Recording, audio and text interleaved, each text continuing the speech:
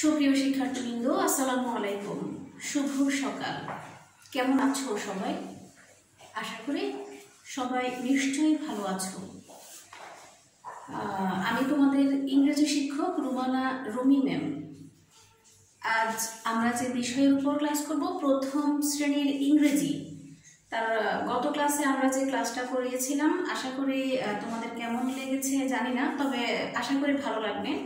আর সবাই বাসায় নিজেদের মতো করে পড়াশোনা করছো।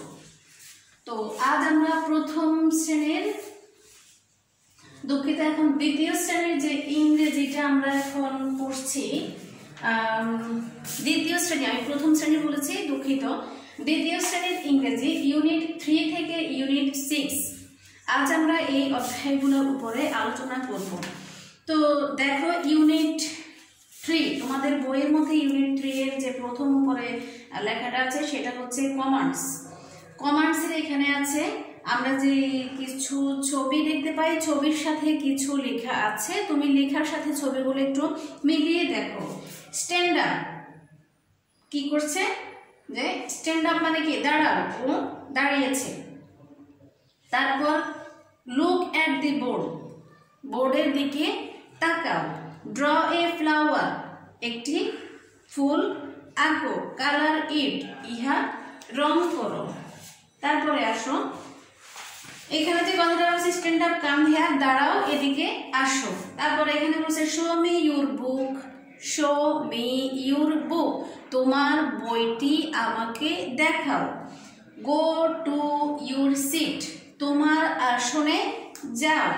ওপেন দি ডোর, দরজাটি খোলো। Say and do the action, action অর্থ কি? কাজ। ইন অ্যাক্টিভিটি এ, look and say, circle the things beginning with D, underline the things beginning with D। তো এখানে এটা আমাদের খুব বেশি প্রয়োজন হয়, যদি তোমরা পারো তারপর ইয়ে করে নিও, আর না হলে লাগবে না। এখানে আসো, অ্যালফাবেট, বর্ণমালা, উপরে যেই অধ্যায়ের নামটা লেখা আছে সেটা হচ্ছে অ্যালফাবেট। তারপর দেখো এখানে কিছু লুক, লিসেন অ্যান্ড সে, কিছু আমরা এর আগের ক্লাসেও আমরা পড়েছিলাম বর্ণ দ্বারা শব্দ তৈরি, যেমন K for kite, L for lion, M for mango, N for net, O for orange. এই শব্দগুলোর অর্থ তো আমরা নিশ্চয়ই জানা আছে, তাই না? এখন এই শব্দগুলো দিয়ে এখানে একটি ছবি দেওয়া আছে। এই ছবিটার মধ্যে, প্রত্যেকটা ছবির মধ্যে, ছবির পাশে একটা খালি করে দেওয়া আছে। তোমাকে বলতে হবে যে ছবিটির পাশে একটি খালি করে দেওয়া আছে ওই ছবিটির নাম কি ইংরেজিতে। যেমন এখানে একটি ছবি দেওয়া আছে, ছবিটি আমরা এখানে পেয়েছি লায়ন, তাহলে এটির নাম লায়ন। এরপর এখানে একটা ছবি দেওয়া আছে, ছবির পাশে একটি খালি করে দেওয়া আছে, সেটা কি হতে পারে? আমরা উপরের ছবিতে পেয়েছি, এটা ছিল একটি অরেঞ্জ, অর্থাৎ কমলা লেবু। তারপর এখানে এই ছবিটা আমরা পেয়েছি উপরে কাইট, তাহলে এটার নাম হবে কাইট। এটা নেট, এই যে এখানে আমরা পেয়েছিলাম নেট। তারপরে আছে ম্যাঙ্গো, এখানে ম্যাঙ্গোর পাশে যে ঘরটা আছে সেখানে আমরা ম্যাঙ্গো বসাবো, অর্থাৎ এটা হচ্ছে তুমি ইংরেজিতে এই জিনিসগুলোর নাম বলতে পারো কিনা, এজন্যই এই ঘরটা দেওয়া আছে। তো বন্ধুরা আসো আমরা এরপর দেখি, এখানে কি আছে? কিছু সংখ্যা, নাম্বার অর্থ কি?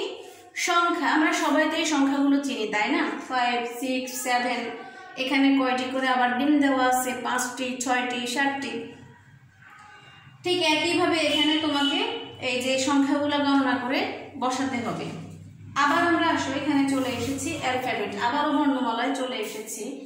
কিউ ফর, পি ফর পট, তারপরে কিউ ফর ওয়াইল্ড, তারপরে হচ্ছে আর ফর রোজ, এখানে হচ্ছে S for sun, T for tiger, জানি আমরা পট পাত্র, এটি হচ্ছে কোয়েল পাখি, তারপরে হচ্ছে রোজ মানে গোলাপ, সান সূর্য, টাইগার বার্ড। ওই সেই একইভাবে এই ছবিটার মধ্যে তোমাকে কি করতে হবে? জিনিসগুলোর নাম লিখতে হবে। সান, তারপরে এটা কি কোয়েল, এটা কি রোজ, তারপরে এটা কি টাইগার, আর এটা হচ্ছে পট। উপরে যে ছবিগুলো আমরা পাচ্ছি সেই ছবিগুলো দিয়েই আমাদেরকে একটা দৃশ্য এঁকে দেয়, সেই দৃশ্য থেকে আমরা আবার সেই ছবিগুলোর নামগুলো বুঝে বুঝে লিখতে হবে। তো এরপরে আসো আমরা চলে এসেছি হাউ ওল্ড। আমরা আজ এখানে বয়স সম্পর্কে জানবো, কার বয়স কত, সেটা ইউনিট 5। ঠিক আছে, লুক, লিসেন অ্যান্ড সে, দেখো, শোনো এবং বলো। Hello Rafi, oh hey Rafi, this is Mina, এই হয় মিনা। শি ইজ 8 years old, তার বয়স 8 বছর। Hi Mina, oh hey Mina, I am Rafi, আমি রাফি। আই এম 7, মানে আমার বয়স 7। Look, listen and say, this is Mahim বা মহিম, যেটাই বলো। She is 8 years old too, তার বয়সও 8 বছর। আমরা 8 বছর এখানে কি পেয়েছিলাম, মিনার বয়স, এজন্য বলছে মহিনের বয়সও 8 বছর। তারপর এখানে শব্দটা অর্থাৎ আমরা এটাকে সংক্ষিপ্তভাবে হি ইজ শব্দটাকে এভাবে লেখা হয় his, she is, she's.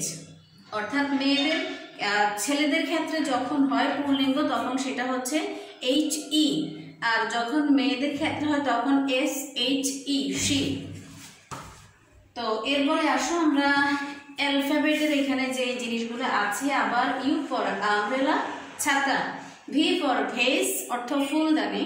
W for window, মানে জানালা। এক্স ফর এক্স-রে, মানে রঞ্জন রশ্মি। ওয়াই ফর ইউ ইউ, এক ধরনের খেলনা, ইউ ইউ খেলনা। Z for zebra. এই ছবিগুলো, এই প্রত্যেকটা ছবি এখানে দেওয়া আছে, তার সাথে একটা একটা খালি ঘর দেওয়া আছে। খালি ঘরের মধ্যে তোমরা আবার ওই দেখে দেখে এই ছবিগুলোর যেটার সাথে যেটা আছে নাম লিখবে। ঠিক আছে, তো এরপরে আসো আমরা অনেক কিছু শেষ করছি না, তাই না? তোমরা খুব বোর হয়ে যাবে না, যেহেতু আমাদের অনলাইন ক্লাস। আমরা আসলে মানে একটা পৃষ্ঠা করে ক্লাস করাইতে গেলে সেটাও সমস্যা। তো এই জন্য অনেক কিছু একসাথে তোমাদেরকে জাস্ট বুঝিয়ে দিচ্ছি। তোমরা কিন্তু বিস্তারিত বাসায় প্রত্যেক পৃষ্ঠা ধরে ধরে বাসায় পড়বে। এক একটা পৃষ্ঠার মধ্যে যত রকমের লেখা আছে, লাল লেখা, কালো লেখা, যাই বলো, প্রত্যেকটা লেখা তোমরা পড়বে, অর্থ করবে এবং সেটা বুঝবে। তাহলে তোমার পরীক্ষায় আর কোনো সমস্যা হবে না। আমি এখন তোমাদেরকে এখানে শুধু পরিচিত করে দিচ্ছি।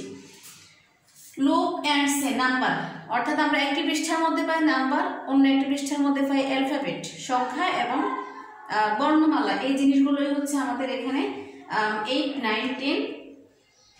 তারপরে আবার এখানে ঠিক একইভাবে কয়টি মাছ এই ছবিটার মধ্যে আছে, কয়টি পেন্সিল আছে, কয়টি পিঁপড়া আছে। ঠিক আছে, তো এরপরে আমরা এখানে আবার অ্যালফাবেট দিয়ে আসো। এখানে এ থেকে জেড পর্যন্ত প্রত্যেকটা বর্ণ দেওয়া আছে এবং প্রত্যেকটি বর্ণের সাথে এক একটি ছবি দেওয়া আছে। ওই বর্ণের আলোকে একটি করে ছবি দেওয়া আছে। যেমন দেখো, এ ফর অ্যান্ট, এর ভিতরে একটা পিঁপড়া দেওয়া আছে। B for bat, C for cup, D for dog, E for egg, F for fish, G for girl, H for heart. এভাবে প্রত্যেকটি শব্দের সাথে ওই ছবিটি দেওয়া আছে। তোমাকে এখন যদি আমি বলি এ দিয়ে 5টি শব্দ লেখো, তো আশা করি পারবে। বি দিয়ে 5টি শব্দ, সি দিয়ে 5টি শব্দ, অর্থ সহ তুমি পারবে না? অবশ্যই পারবে।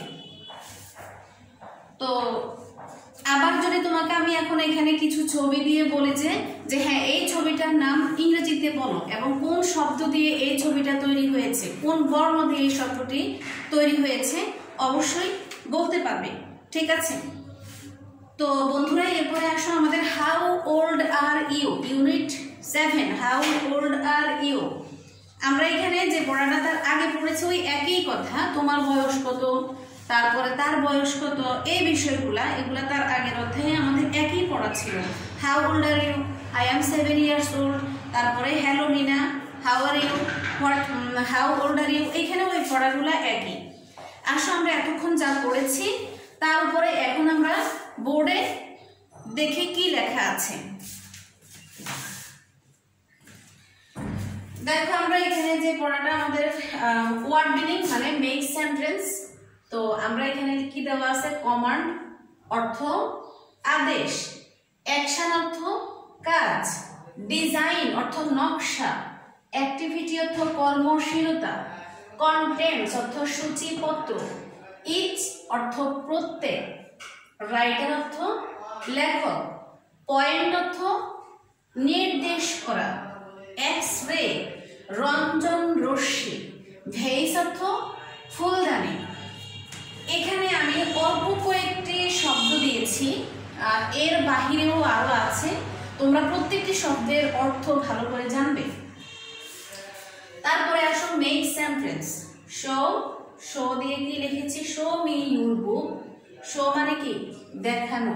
শো মি ইউর বুক, তোমার বইটি আমাকে দেখাও। ড্র মানে আঁকা। ড্র এ ফ্লাওয়ার, একটি ফুল আঁকো। ওল্ড মানে বয়স। হাউ ওল্ড আর ইউ, তোমার বয়স কত।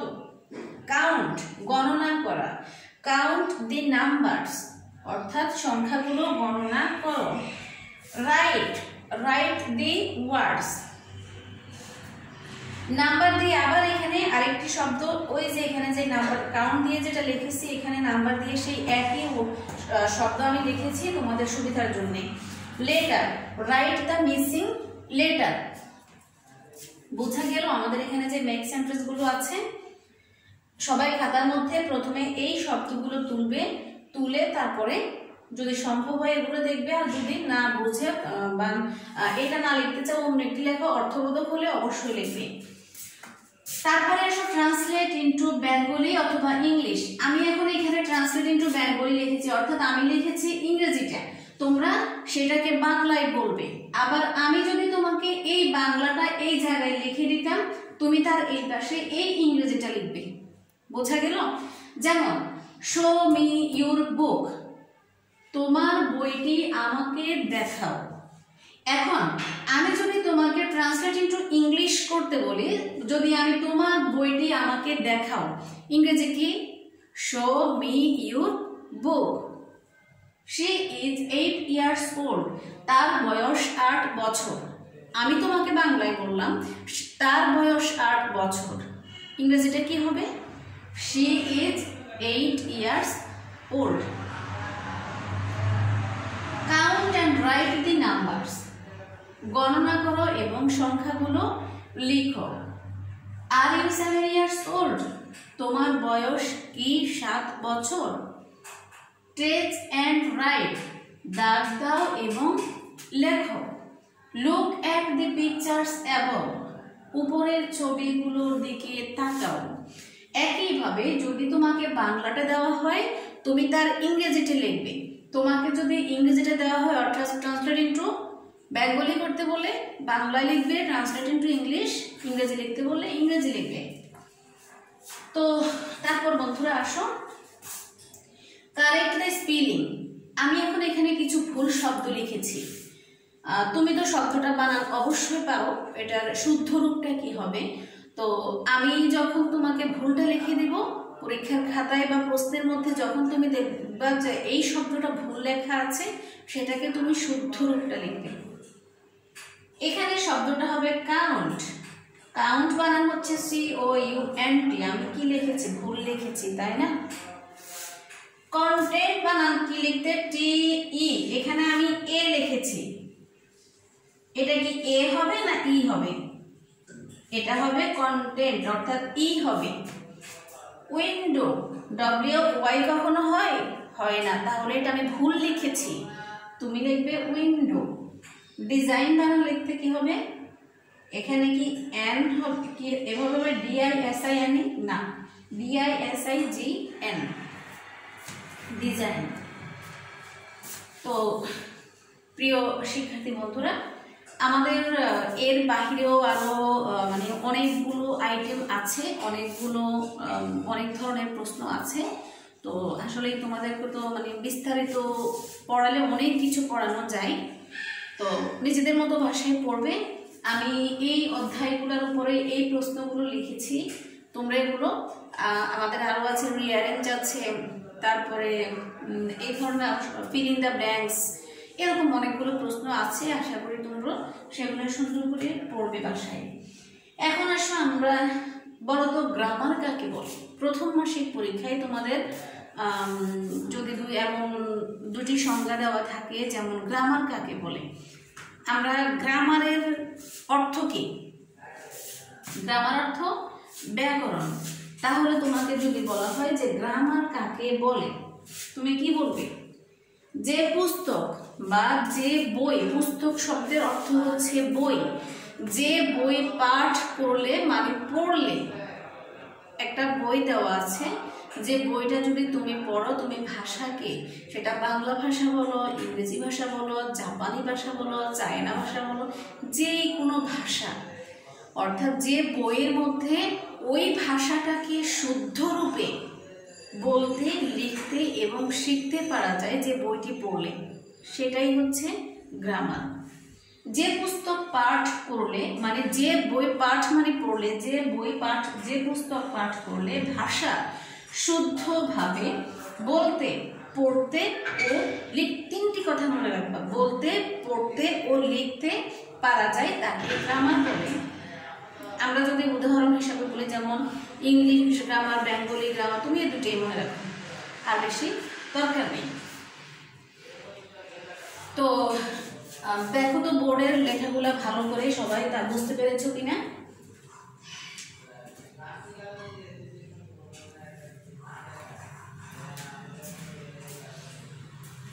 তাহলে আমরা কি বুঝে যায় কিছু? আমাকে এখন আমি যদি তোমাদেরকে বলি, বলো তো গ্রামার কাকে বলে? সবাই দেখে দেখে বলতে পারবে?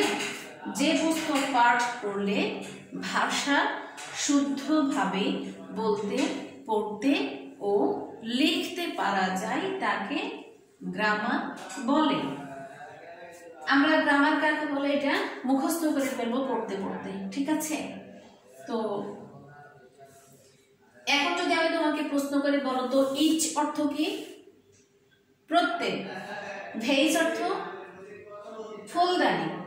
অ্যাকশন অর্থ কাজ। তারপরে রাইটার অর্থ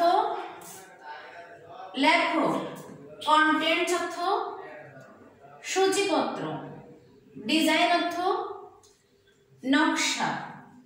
তারপরে বলো তো এক্সরে অর্থ রঞ্জন রশ্মি। আমি কিন্তু এতক্ষণ পড়াইলাম, ক্লাসে যেভাবে তোমাদের থেকে আবার পড়া নেই, মনে করে এখন তোমাদেরকে হঠাৎ করে প্রশ্ন করছি যে এতক্ষণ আমরা পড়েছি, এখন দেখি তোমাদের আইকিউ কতটা শার্প, যে তুমি আসলে ধরতে পেরেছো কিনা খুব দ্রুত।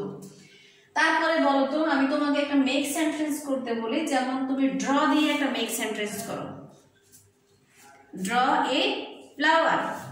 তারপর যদি বলি রাইটার দিয়ে, রাইট দিয়ে করো তো, রাইট দি ওয়ার্ডস।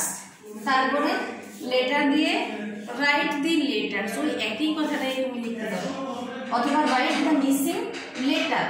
তারপরে শো দিয়ে, শো মি ইউর বুক। ঠিক আছে বন্ধুরা, এবার ট্রান্সলেটিং টু বেঙ্গলি একটু আগে আমি বোঝালাম, সেই সাথে ইংলিশটা বোঝালাম। এখন আমি তোমাকে একটা ইংরেজিতে বলবো, ট্রান্সলেটিং টু ইংলিশ, তুমি সেটাকে ইংরেজিতে বলবো, আমি বাংলায় বলবো। তোমার বয়স কি 7 বছর? ইংরেজি কি? তোমার বয়স কি 7 বছর? Are you 7 years old? শেষে একটা প্রশ্নবোধক চিহ্ন অবশ্যই দিতে হবে। তোমার বয়স কি 7 বছর? Are you 7 years old? Okay, তো আবার আমি এই কথাটাকে যদি ইংরেজিতে বলি, আর ইউ 7 years old, তাহলে তুমি কি বলবে? তোমার বয়স কি 7 বছর? এভাবে আমরা এতক্ষণ পর্যন্ত আমাদের তাহলে সবকিছু তোমাদেরকে বুঝালাম, পড়ালাম, তারপর আবার জিজ্ঞেস করলাম হঠাৎ করে 2-1টি প্রশ্ন। আশা করি এভাবে যখন ক্লাসেও প্রশ্ন করব তোমরা উত্তর দিতে পারবে। এটা হচ্ছে পড়ার প্রতি কতটা তুমি মনোযোগী ছিলে এতক্ষণ পর্যন্ত, এজন্য প্রশ্নগুলো করেছি, ঠিক আছে? তো বলো তো গ্রামার কাকে বলে? সর্বশেষ প্রশ্ন, গ্রামার কাকে বলে? যে পুস্তক পাঠ করলে ভাষা শুদ্ধ রূপে বলতে, পড়তে এবং লিখতে পারা যায়, তাকে গ্রামার বলে। তো প্রিয় শিক্ষার্থী বন্ধুরা, আমরা এতক্ষণ পর্যন্ত তোমাদের সাথে পাঠ্য বই নিয়ে আলোচনা করেছি।